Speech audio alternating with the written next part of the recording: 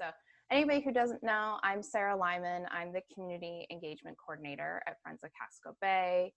At Friends of Casco Bay, we have some new folks. So Friends of Casco Bay, we work to improve and protect the environmental health of the Bay. And this year, we've actually had 41 new water reporters join us, which is really exciting for us. And that means that there's now 247 water reporters who are participating in this effort. And what's great about that is that by you all sharing what you're seeing around the Bay, you're really helping move the mission forward. Kathy and I did some work to estimate how much time everyone's been spending, and we estimate about 200 volunteer hours have been given to this effort this year, which is incredible. Like, that makes a real significant difference for our work, and we appreciate it. That's 606 posts so far this year, and actually that number is from a day or two ago. So I know a few of you have just been posting in the last couple of days, so that's even more, over 1,600 posts in total. So that's a ton of information we didn't have before, and we really appreciate each of you spending the time to do that. One thing, we're gonna follow up after this call with some of the news stories that you might have missed, but it's not just us that appreciate your work, it's also the people in the community. So News Center Maine did a piece, as did WMTW and WGME, all this year around this effort. So we wanna make sure that you see those and know that it's not just us appreciating you and all of your work. So Ivy, I'm going to hand it over to you, let you introduce yourself, and then we'll get into everybody else joining us in a couple moments. Thanks, Sarah. So for anyone who I haven't met, my name's Ivy Fragnoka, and I am the Casco Bay Keeper. And as you know, we take the information that we get in, the data that we collect, and we use it to improve and protect the health of the Bay. And the water reporter observations are really important to our work. And one of the efforts that, water reporter is still fairly new. It's been around for a few years, and really the last 2 years there's been really terrific documentation that's really augmented our ability to observe changes in the Bay, because we can't be everywhere. And one of the ways that you began first helping us move the needle is tracking where there's too much nitrogen loading in the Bay. So those areas, those coves and clam flats that have those big, thick nuisance algal blooms on them, which are the result of too much nitrogen loading. And that's really important to document, because we can then go out. Sometimes we can trace those blooms back to a particular source. We found a cistern in one case, a farm in another case, a lawn in another case. And when we can find a particular source that's fertilizing the bloom, we're often able to do something about it. So the farmer example, the farmer agreed to change her practices, and she met with state officials and was able to construct a fence to keep all the cow manure from running off into the Bay. The lawn example, the person was did not want to be the person who was causing problems for Casco Bay, and she instructed her landscaper to call me, and he employed different practices and the bloom went away. So you make a difference because it helps us know where there's problems and we can go out and get them. Sometimes the problems are more difficult. It's not just tracing back to a particular lawn. We don't know what's going on, what's causing those blooms. And your documentation is really important, because study needs to be done to identify what's causing the bloom, what the sources are of the nitrogen. And what's tricky for us is we can go after sources of nitrogen that come through a pipe, because they're called point sources or a conduit. And those kinds of discharges are regulated under the Clean Water Act. So we can look for the permit that regulates them and go in and require nitrogen testing, and if the levels are high, reductions in nitrogen. What you're documenting oftentimes is just problems that are coming from what's coming off the land. We can't find a pipe or conveyance. And those are called non-point source discharges, and those are not regulated by the Clean Water Act. So they're more difficult and tricky for us to come after. And those sources, the way that the law treats them, the way we can get to them is that the Clean Water Act and state law provides grant funds to study the loading into that particular area where there's a problem, and then to create a watershed management plan to reduce the causes of pollution. And those are generally called like Section 319 funds. And what the state does is every couple of years, they ask us to comment on the non-point source priority list. And those lists of the waters that make that list are given priority for funding to study the sources of the problem and to come up with a watershed management plan to reduce the sources. So because of your work, we were able to get 2 more water bodies put onto the non-point source priority list. So I'm really, really grateful for that. One of them, Dan Emery, thank you so much. The Little John Causeway between Cousins Island and Little John Island has been a problem. We've been noticing it for 5 or 6 years, but we didn't have enough consistent documentation because it's just so hard for our staff to get out to every location. And we really do rely on everyone who's a member to be baykeepers. And so with Dan's documentation, we were able to get that location listed.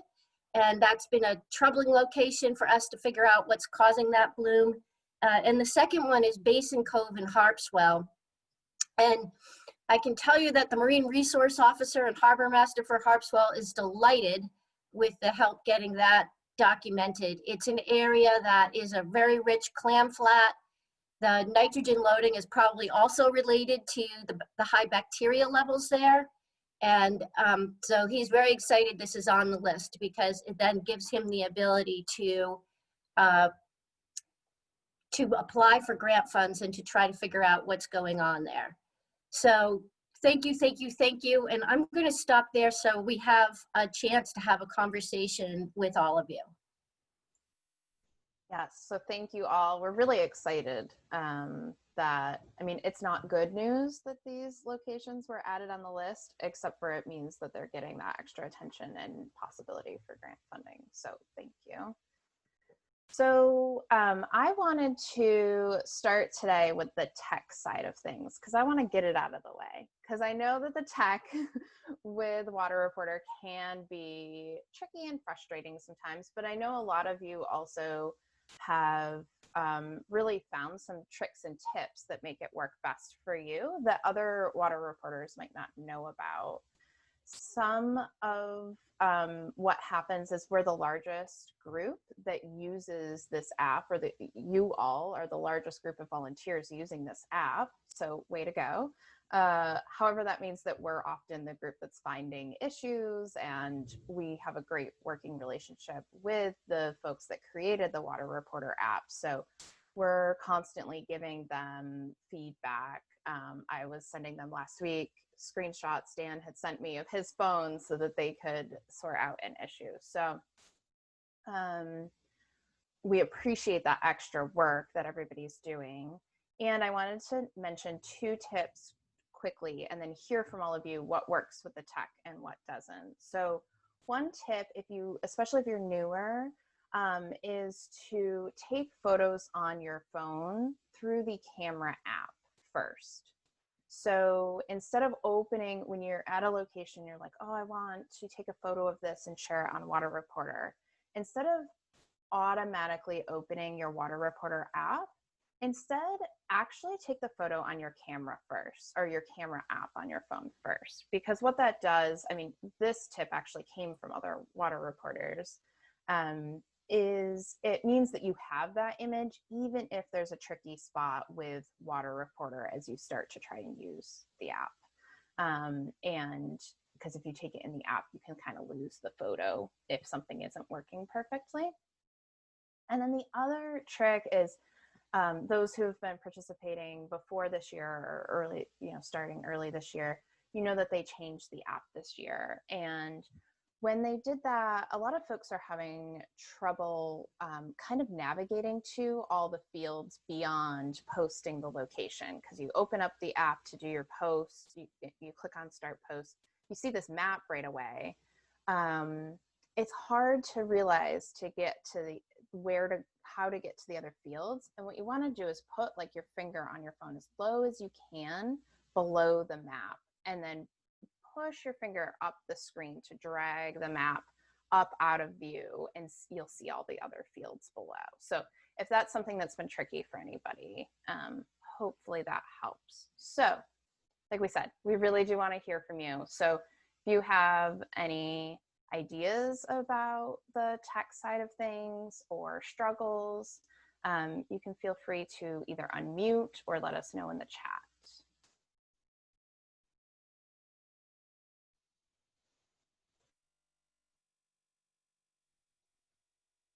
I guess the main thing I would say is if you have a problem, just email Sarah and she'll figure it out. That's a good tip, and it's very true. Please reach out anytime you have any issues. You can call or text or email, whatever, if you're actually in the moment, you can try. I'm not always available if we have a meeting going on or something, but I will get back to you. Yeah, thanks, Dan. I mean, I try to figure it out myself, and that works about 5% of the time. And then if you email Sarah, you get a quick response. And for example, the thing last week, Yeah. I think Sarah passed it along to the developers or whoever, and I noticed that the fellow John Dawes, I think, who was sort of behind the thing, he had looked at my pictures within a couple of hours, my posts, and so I think they were right on it. Yeah, you're right, Dan. That is the developer. Great. Thanks, Dan. Sure. One thing I wish they would do, apparently I have to log in almost every single time I go to the app, and I don't always have the password with me. It's very, if they could change that, it would be great. So my iPhone will remember me. Right. Yes, that was new this year. Yeah. I will make a note of that. Anybody else? Anything that works on the tech side? I found the most frustrating thing is pinning the location, like especially if you had to do it later. Does anyone else frustrated with that? Yes. Yeah.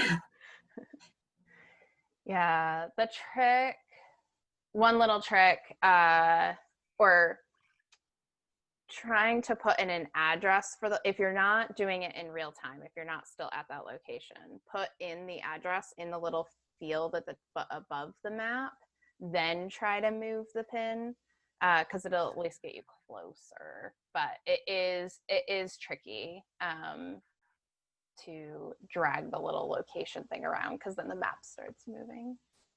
But anybody else? Yeah, go ahead. Yeah, that is a continuing issue. I sort of found you need to sort of put your finger right in a specific place on the icon where the finger is, and then if you sort of push down hard and drag it, it seems to work better. But then the next time you may do exactly the same thing and it doesn't work as well. Yeah. So it's a little glitchy, but I found eventually I can get the locator there. Okay, I see some things coming in the chat too. Yeah, there's a difference between the app. So a few people, for those of you on camera, if you use a computer to upload things, can you show us, raise your hand a little bit or tell us? Rick. Trish, do you do it at all? You don't use the computer? No, okay. Yeah, so it is very different. So for those who don't know, you can use the computer to do a lot of this work as well. But it is different between the two. And, oh, interesting, to open the app with your fingerprint or your face ID rather than having to put in a password. That might be a way around having to enter your password every time. And camera logs. Oh, why can't the app pull the location information from the photos that you take? Because, right, our phones are, depending on your settings, automatically grabbing that location. That's a good idea, and have the app automatically read it. I don't understand how difficult it would be for the app to read that information that's like embedded in the photo, but that's an interesting idea to pass along to them. Is there anything else? Anybody who hasn't had a chance to speak yet that would like to Sarah? share something? Yeah. This is one that I mentioned in the past that I think you said they were working on. When you enter the app and you want to scroll down, you're scrolling down through looking at pictures, maybe look at comments, and then you just want to resume from where you are looking forward, but it bounces you back to the very first picture. That's what I'm finding is my experience anyways. Am I doing something wrong? No, you're not doing anything wrong. Okay. that is the way it's working. So Trish is really great at looking at what other people are posting. And what she's describing is, as she's going through those, she might find an image that she wants to go and comment on. So you click on the image, you type your comment, you go back, you start at the beginning of the list again. So it's hard to actually see what everyone else is posting kind of efficiently. I think in that regard, just so you all know, especially over the summer months, Mike and I look at your posts frequently, but we don't often comment for exactly what Trish was saying. Sometimes it's really hard to do on our phones when we're in the field, but we are looking through it, and Sarah's in communication with us. So just because if a post doesn't get a lot of comments, it's not like we're not using the information or looking at it or thinking about what we might do when we're in the field, because we'll sometimes, if we see a new post about something, we'll sometimes try to plan that into our field days or set up an extra field day to get out and look at things. And we're hoping to do even more of that in the future. I did a little bit this summer getting out in the field with some water reporters, and Sarah and I are hoping to do a lot more of that next summer if health restrictions permit. Right. So we've got just a couple, like 3 more minutes set aside for talking about the tech. Does anybody else have anything that they wanted to bring up? Yes. Go ahead. Hi. I just had to reset my password, and where I am, it's in a profile and it offers me a subscription, and I kind of got off that and chose community at the bottom, but I only see partial screens of things, and it seems more like a universal page of other areas and things like that, and I'm not sure how to get to us. Okay. Like I see Sarah Lyman for Trish Peterson. I mean, that's where I am on September 23, 2019. I know that's you. But other than that, I don't really kind of recognize anything else. And yeah, so there's a couple of things there. One, I want to mention on the subscription piece, we have the subscription account, so none of you need to. So anytime you see a subscription around Water Reporter, just ignore it and know that we have what you need. And then around what you're saying with the app right now, I think it does show you a lot of different posts from all over, right. Unless you indicate that you follow our group. So that might be something that makes sense for you and I to connect one-on-one to sort out, just to keep us on time today. And right. Yeah. because I think I know what's happening, but I'm not 100% sure. So Okay. happy to. I'll get in touch with you. Okay, great. Thanks. Yeah, thanks. And I see another person is kind of having some trouble with the password piece right now. We can connect one-on-one about that piece too. We'll get that sorted. All right, so Ivy, I am going to hand it over to you for us to talk about a little bit about the ideas for 2021 that we have. Does that make sense? Yes. Cool. So Sarah and I have been talking. We have 2 ideas for 2021. One I kind of mentioned, which is that we would like to be in the field more with all of you and scheduling that time so we can get out and look at things together and talk about collectively, you know, what we're seeing and what would be useful to document. The second is last spring we did a Which Green Is This training, and following that we had so many great posts. Is Trish, your photo of the eelgrass at Jewel Island is like my absolute favorite. I was just like, I just want all eelgrass to look like that. It is so beautiful. And I've used it in presentations, and it's the state, the marine biologist from DEP refers to it. So, you know, it's just great. And so part of what Sarah and I were talking about is what are some other trainings that we might do with you? And ideally we would do, you know, do something in person, but even if we can't, if we do something this spring online, what are some other topics? And one of the questions that we see coming up a lot is, what is this sheen or foam or whatever on the surface of the water?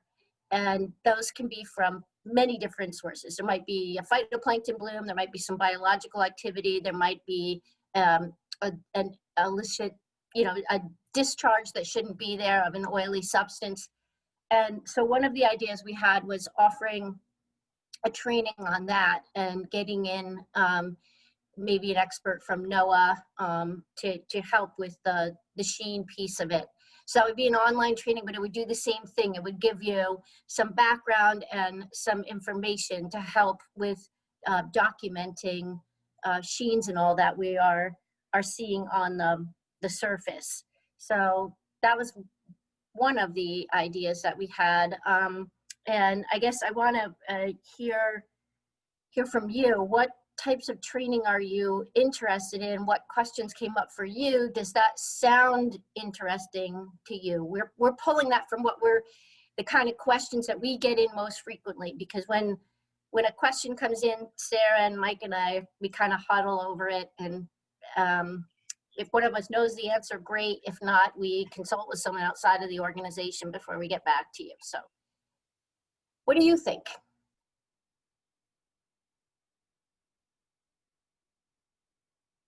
Yeah, I'd be interested in more training on just not so much the sheen, although that's interesting, but the actual plant life. I mean, what is it we're looking at? You know, is it algae? Is it something else? What type of algae is it? I looked at a lot of stuff, and I'm still not sure exactly what it was. It was green. And there was some stuff that I saw a lot that to me looked sort of like a cross between algae and eelgrass. And it didn't look like any of the pictures I would see online. And I'm still not sure exactly what it was. I tried to take close-up pictures so people don't have to rely on my characterization. But and maybe that's something that can be addressed in sort of field sessions if we're out there with, you know, you and Mike or somebody. But I'm just more interested in more just basic biological knowledge. I second what Dan's saying. The training was great, but I'd like to see if we could get together for a field trip. I'd love to do that. And just because sometimes I'm thinking I'm seeing eelgrass, but I'm not always positive. There's a lot of different green things out there. And if you're not used to seeing that, it's like, whoa, is this eelgrass or not? I'm not sure. So I'd like to see, just like Dan said, I'd like to see more of that. And also, I am interested in the sheen too, because I saw a lot of that this year around the causeway out to Mackworth Island. Couldn't figure out what that was. So the plant identification is it's an interesting idea, and there's sort of two things. One is the intellectual curiosity and the beginning to understand better what grows in different habitats. So knowing the plant names is very interesting and important from that perspective, and also identifying, you know, where there might be invasives, like what you expect to find in a certain place. And I will say that neither Mike nor I are salt marsh experts, so that might be a training where we would invite a guest from the state to join us, or from the estuary partnership, someone who spends all their time in salt marshes. But part of what we were looking at was is the big picture. And so if we did field time for us for tracking the health of the bay, the big picture is equally important, because we know that healthy habitats, like healthy rockweed, healthy salt marshes, healthy eelgrass beds, capture carbon, and they provide critical habitat. We know that when they're degraded, they release carbon, and they become part of the coastal acidification problem, part of the problem, not part of the solution to climate change. So I think we could try to offer some training that gets down into the weeds, but it's also really, really important that we keep the high level hat on. And I know when I was a naturalist and worked for the state of Vermont, I wrestled with the same thing Dan is. I was there with, like, looking at the Latin names of every single plant that I saw, but then it was important for me to step back and assess the health of the forest, you know, or the park that I was working in, and not just like get so consumed with what I was documenting. So I think if we did that kind of training, I'd like to balance it, if that makes sense to all of you. It does. Go ahead. And the other thing is, what are the emerging issues? What do you want us to look for? You know, what are the concerns? But at the same time, this whole concept of carbon sequestration and blue carbon is a new concept for me, and some little tutorials on these new issues or the new species, I think would be terrific. I don't know, that's really well said. And I think that the blue carbon is sort of the next, it's not that it's new, it's that it's kind of like ocean acidification. It's not that it wasn't happening. We were just behind the curve as humans understanding it. And so, you know, Mike designed these cages, we begin to document it, and we're beginning to understand it. It's the same with the blue carbon stocks. Like, it's been known that these marine plants and algae can sequester carbon, but it hasn't really been studied. And it is a recommendation in the climate action plan, and it's certainly important for the health of Casco Bay to better understand what stocks are out there and what role they play in helping Casco Bay be resilient in the future. And so it is an emerging issue. And I think that really ties into the kind of training that Deanne and Trish are talking about, and getting a little more detailed and understanding it. I think the other, and like I said, the other issue comes up because we get asked a lot of questions about things that are on the surface of the water. And one of the first ones was from Rick Franz. I don't know if he's, oh yeah, there he is. I had to kind of scan through my squares because people's locations move. But he was one of the first ones to send us, what is this on the surface? And it turned out to be an illegal discharge from a fishing vessel that was processing on board, and then just thought it didn't need to do anything but discharge the fish scales out into the bay. And we were able to correct that misimpression and get DEP enforcers in place. So to us, there's all those things that float on the surface are also important, because they tell us things about the health of the bay, or if there's a problem. Like if it really is an oil spill, we need to get DEP and the Coast Guard involved. And so that's another piece of information moving forward that I think would be really useful to have you help us track. I'd like to learn how to assess if, you know, a spot is healthy or not. If you're looking at something and, you know, just from the macro view of, you know, seaweeds, you know, and looking at something and understanding if it's healthy or not, or how to assess that.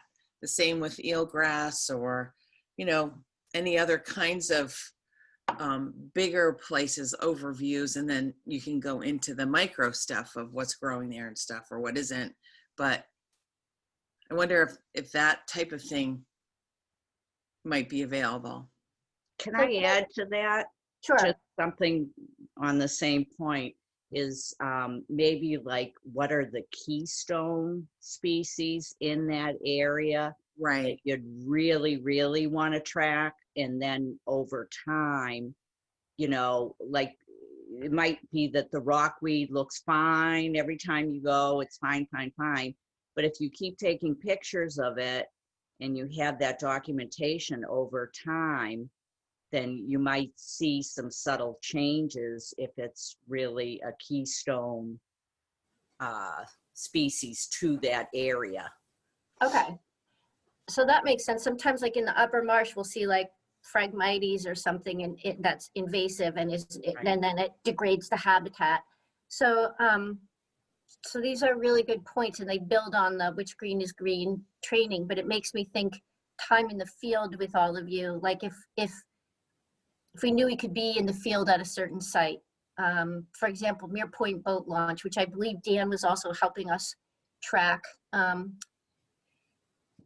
There's a fringing salt marsh, there's eelgrass. It's kind of like a really ideal site. You can see where green crabs have been preying on the salt marsh grass and where the roots are ripped out.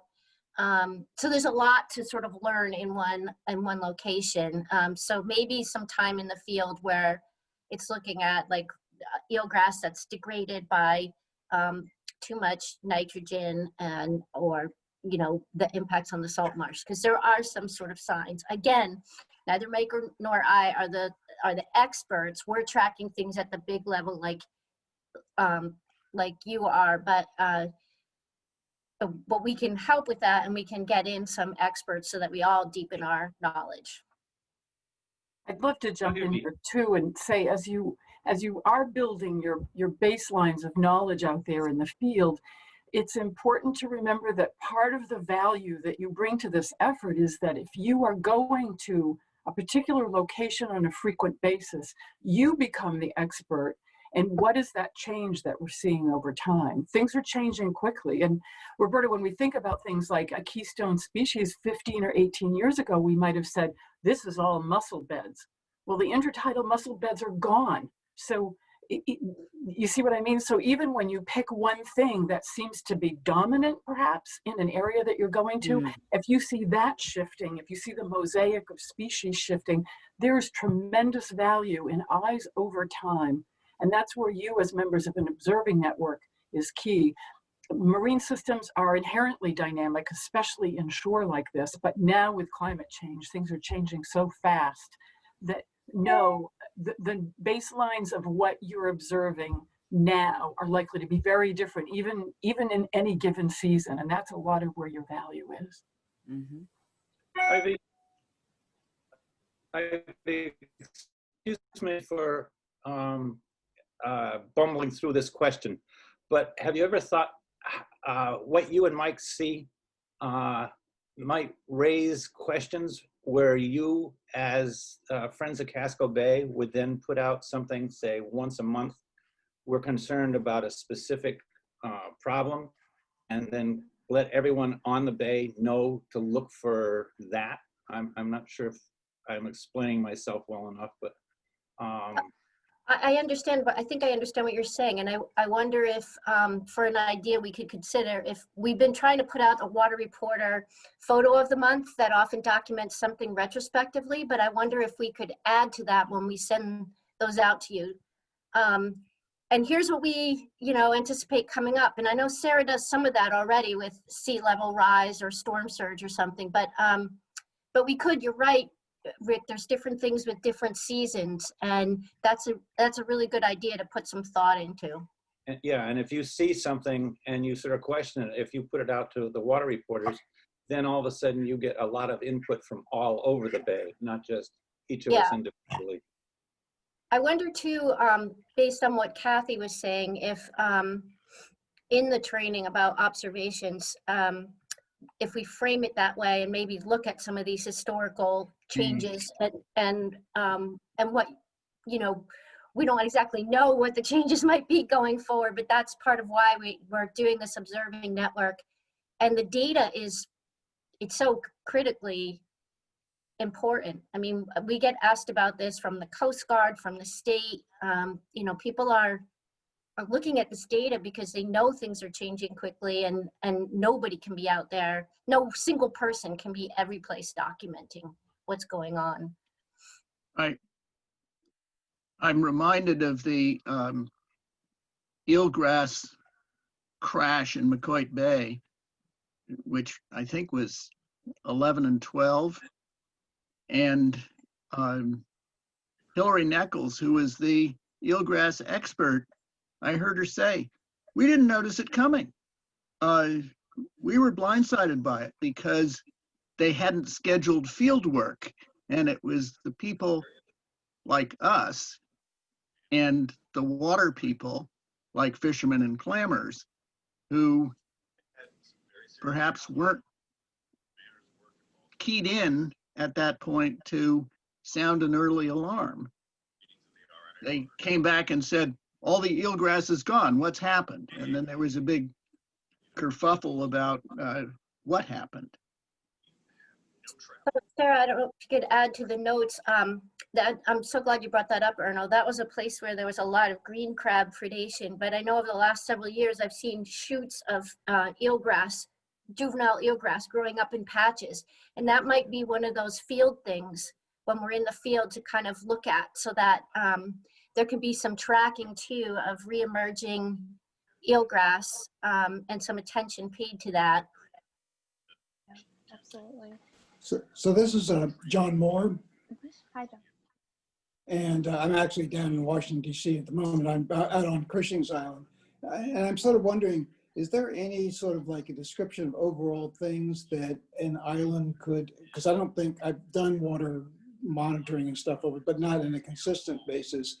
And we do have a lot of people that spend time on the water. Is there any sort of plan where you could say an island could take on doing the kind of monitoring and having a couple of people involved in it? Or is that? Are you asking about water quality monitoring or this observational monitoring? Well, I guess both. I mean, the water quality is more specific, and I think I'm aware of that, and I'm trying to get one or two people to, but I was thinking more on the monitoring, For example, we've got a sort of swamp that was artificially created, but it's a very rich one, but the water rise is changing what's happening over there. And, it's an example of the changes that are occurring. I don't get over on Cushing's often, but when I was last there, I know I saw on a few of the beaches that there is some nuisance algal growth. So, Right. And it tended And that's to be, new. yeah. So documenting that and documenting those marshes is really important. And for everyone who is on the islands, your documentation now of conditions and how they're changing is important. God forbid we ever have another big oil spill like the Julienne, but that data will help because it helps know what the environment was like before the spill, because in the event of a big spill, we are in the command post with the Coast Guard. So I've gone through all this training so I can sit in the command post and I consult with Mike and everyone else back at the office to provide environmental data, the places we should protect. So the more we know through water reporter, the more we can say if there's certain trajectories, places that maybe get some boom or something.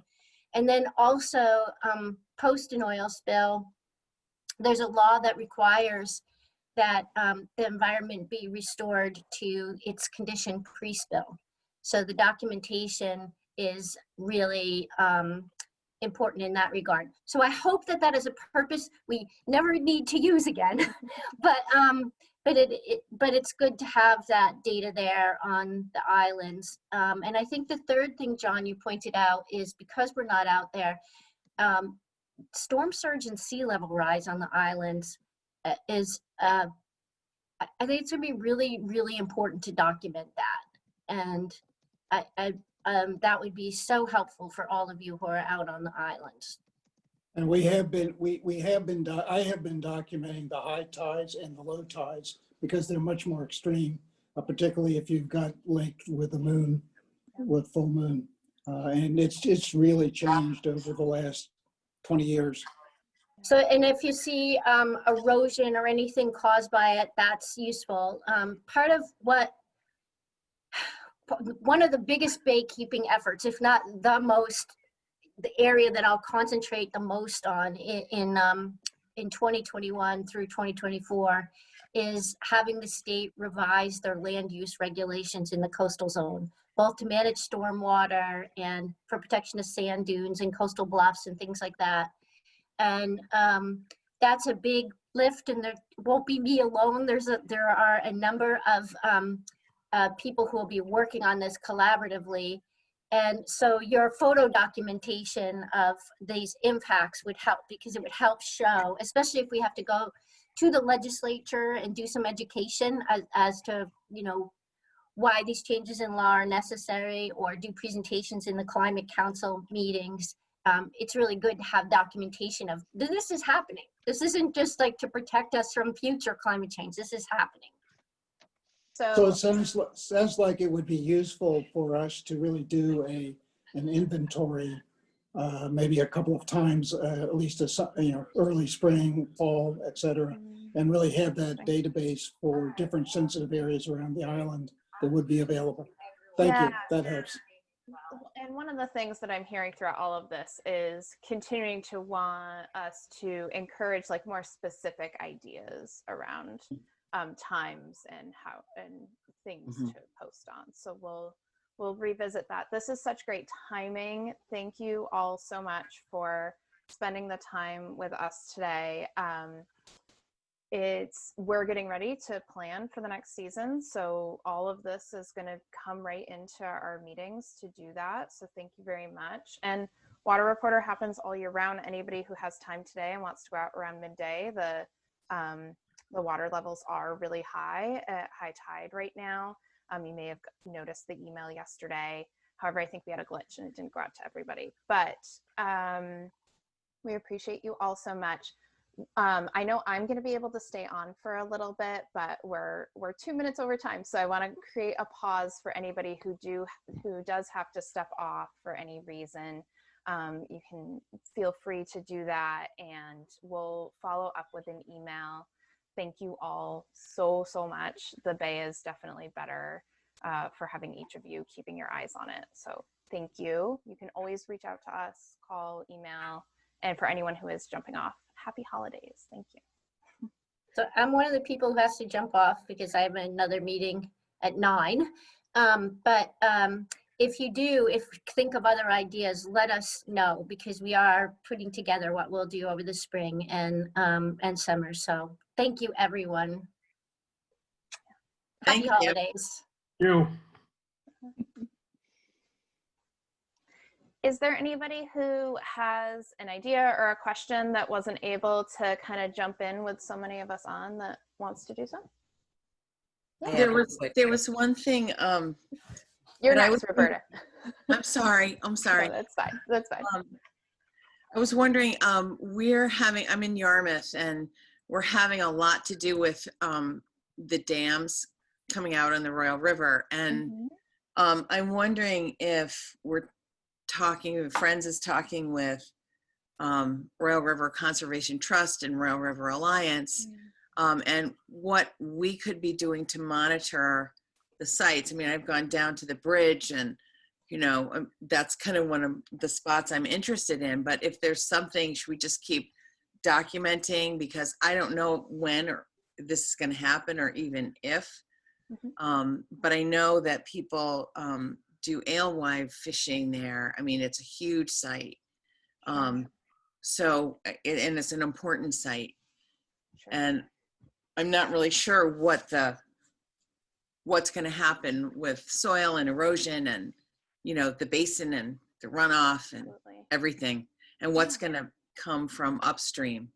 Right, right. I think that documenting any area on an ongoing basis that you're interested in or concerned about is a great idea.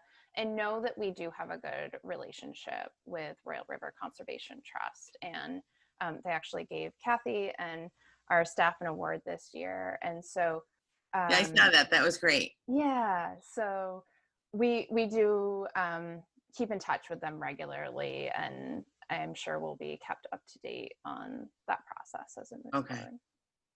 Yeah, we are getting almost daily emails right now and having some behind the scenes meetings to kind of come up to speed and hear others' assessments of where they think the city council is. There's a lot of conversation about the Army Corps of Engineers and what may go on simultaneously or over time. We've been in and out of this issue for years. Right.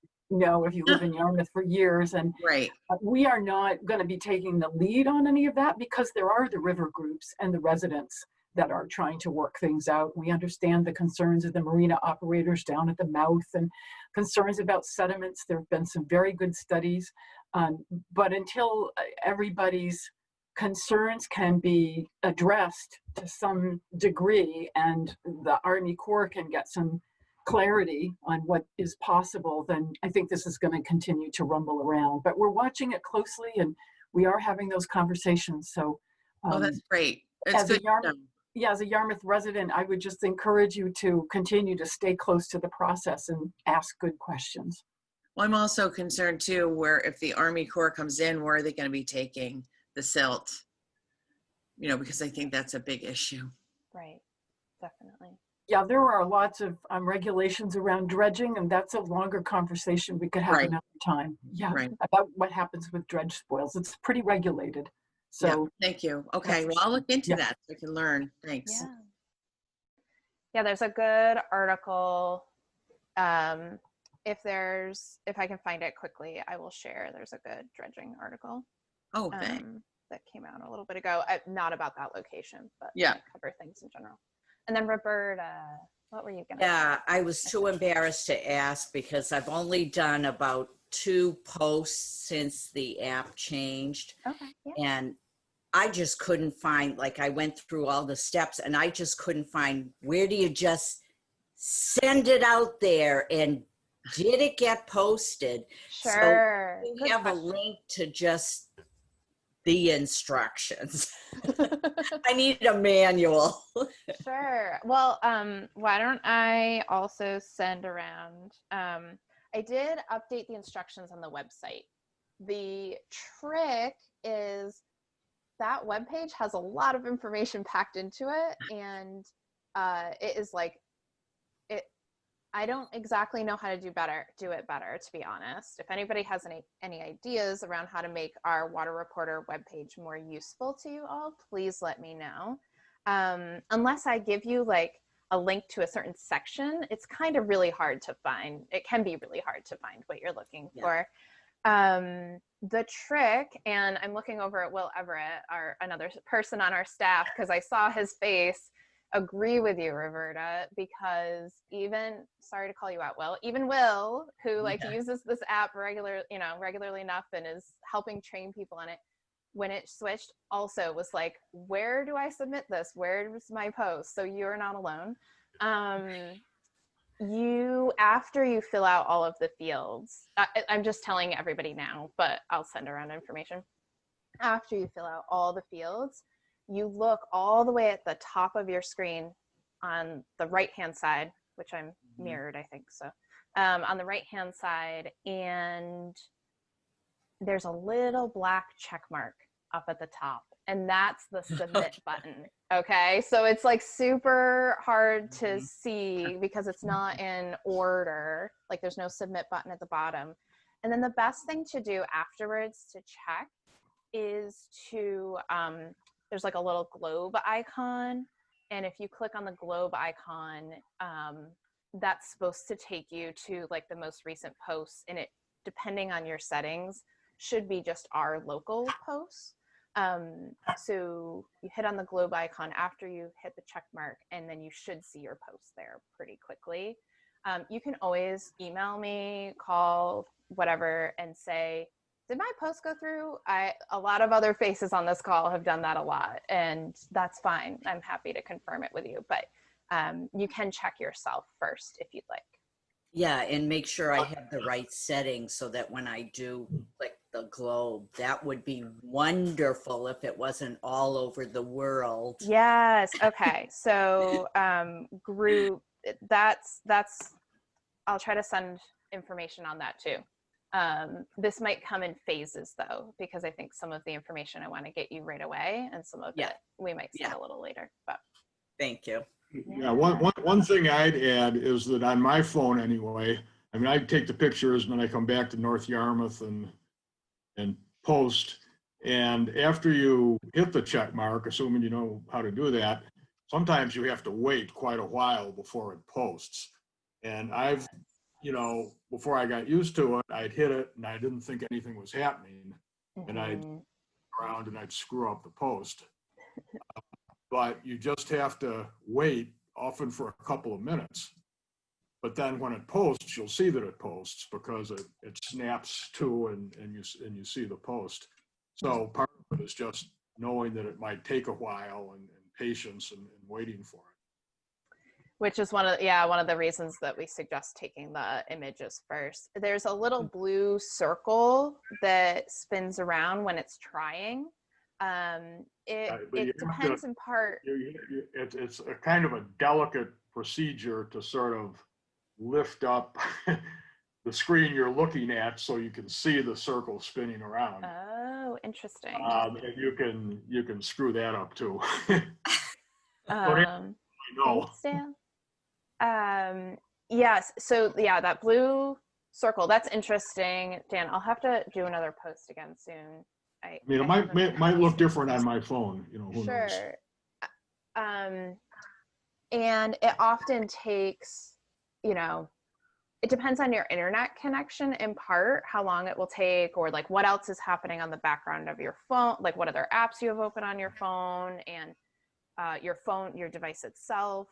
And so it's supposed to be like 30 seconds at max. If it's taking longer than that, I would suggest checking your internet connection or seeing if you can close other apps before you're using it. That doesn't mean that it's always going to work that way. But. Thanks. Yeah, it often takes longer than that on mine for whatever reason. I've got it set up all wrong. But yeah, I'm sorry to hear that, Dan. Well, it works. I mean, it posts. It just takes a while. Well, the patience that you all have is incredible for working with this. And I know some people are more comfortable with technology than not. And thank you for sticking with it. Joseph, Sally, Rick, we haven't heard very much from any of you. I want to make sure if there's any questions you have or anything you wanted to bring up, you get a chance. Question. Yeah. I wanted to visit with you again about location. Because I used to live in the Bath area, I was familiar with New Meadows, and I saw that was sort of a more recent endeavor, that New Meadows, but it's New Meadows River. It's not really on the ocean, but it's a tidal place. Yeah. And so for that last sea level, I went there, and I just went to that public boat landing. Yeah. And took a picture, and it wasn't dramatic. It was you know, high tide. It was pretty high, but so. And I felt like, you know, that was a place I could go to in a routine way, and would be maybe interesting in the summer with whatever growth there was there. But I also want to spend my time going to a place that's really of value, and so I'm just, I guess, double checking is going to that New Meadows spot of particular interest, or Right. Yeah, I'm not sure where to be going. I think that that is a great location to continue tracking.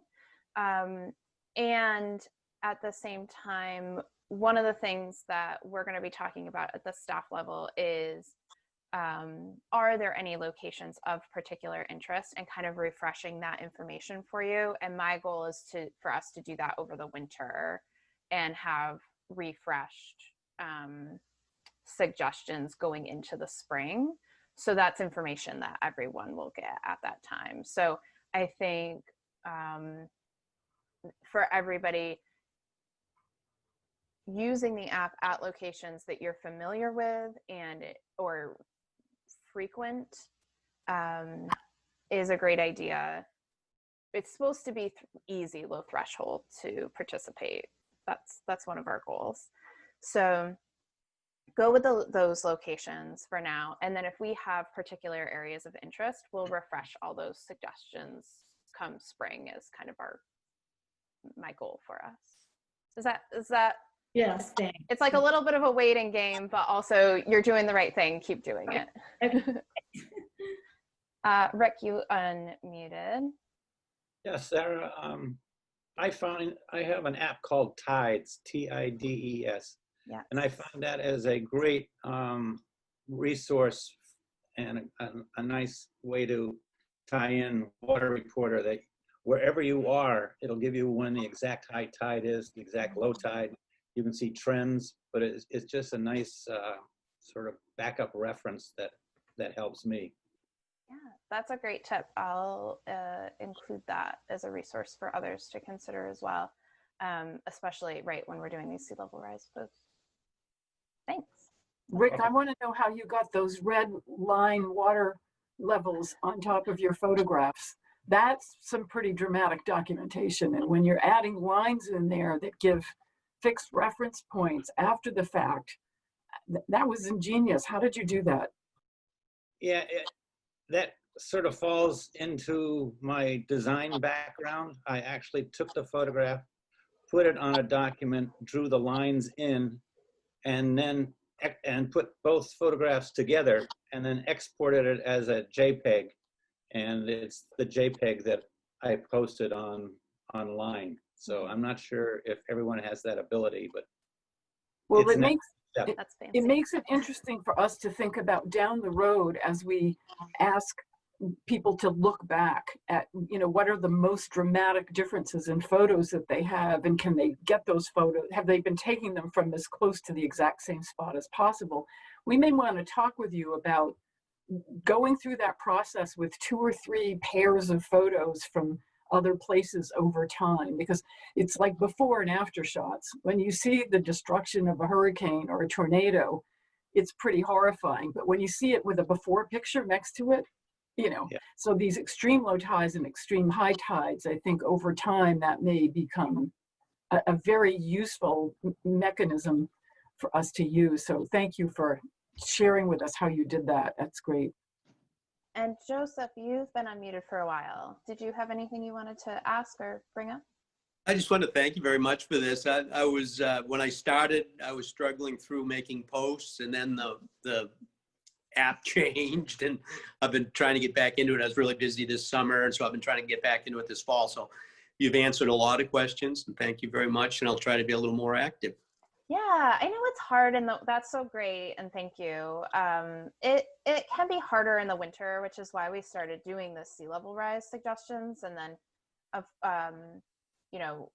the notice from NOAA came out late this time, so we actually missed a couple of days. But today's an opportunity. I think tomorrow with the snowstorm, it won't probably be safe for folks, but there'll be another chance in January, and if there's any more throughout the winter, and then just keep an eye, either use it as a reason to get out along the water, or keep an eye out if you're already along the water throughout the winter. And then we'll take these ideas and do something else in the spring to help you guys, help you all get more in the habit of posting come spring. So yeah, those reminders are great.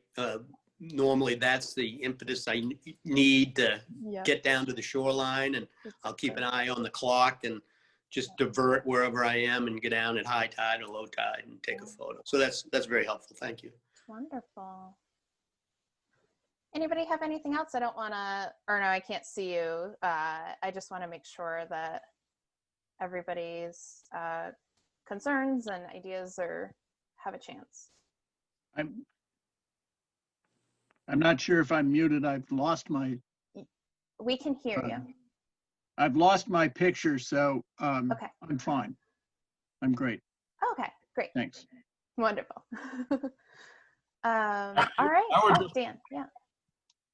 I would just have one thing, the sort of change I made this year, which made it more interesting for me, and also may have hopefully increased the value of the data, was I started to actually get down on the flats and tramp around a little bit and get closer shots of what I'm looking at, because it's easy, you know, from the road, you see sort of a green haze off in the distance and you take a picture of it, but it doesn't much. And I found it, you know, more interesting to get down there and get close-up shots, and, you know, and I'd see a possible algae bloom, you know, off in the distance a few hundred yards, and I'd try to go get that. And I mean, you need better footwear to do that, and especially if you're old and creaky like me, you have to sort of measure your steps carefully, because you're sort of walking through some hazardous territory. But to me, that made it a lot more interesting. Yes, safety is number one. So everyone, I know Dan is, but be smart. And but that's really great. I mean, that was true for me too. With some of these things, is that there's a lot of times I'm kind of encouraging you all, but not getting in actually doing the activity too much. But I remember actually when Trish came over to the office one day to volunteer on something else, you know, a couple years back. And she was like, well, can we go look at something together? Because I'm not sure about this thing. And actually going down at SMCC and looking at different growths together side by side, it changes the experience for sure. So thank you. That's, if people can do it safely, definitely encourage that. Thank you, Sarah. Thank you. Yeah, thank you all. Really appreciate this. Really appreciate you guys giving us even more of your time this morning, staying on. I can see Kathy unmuted. Did you want to say something? No, I just appreciate what you all do so much. You're so dedicated to this, and